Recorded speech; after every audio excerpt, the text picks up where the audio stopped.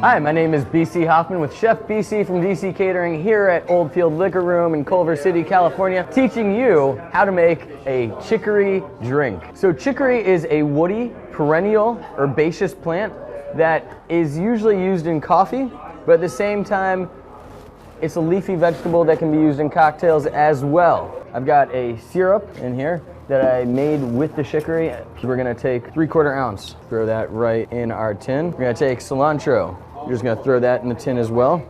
And then we're gonna give that bad boy a good muddle. 3 cucumbers, slices. Drop those bad boys in.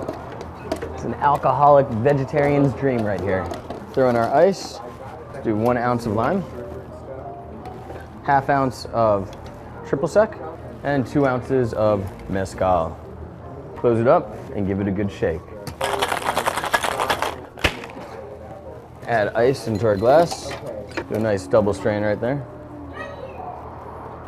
And we're just gonna finish it with a piece of Belgian endive, which is actually in the chicory family. Cilantro, cucumber, and just a wee pinch of salt. Just like that, easy, breezy, beautiful drinky drink.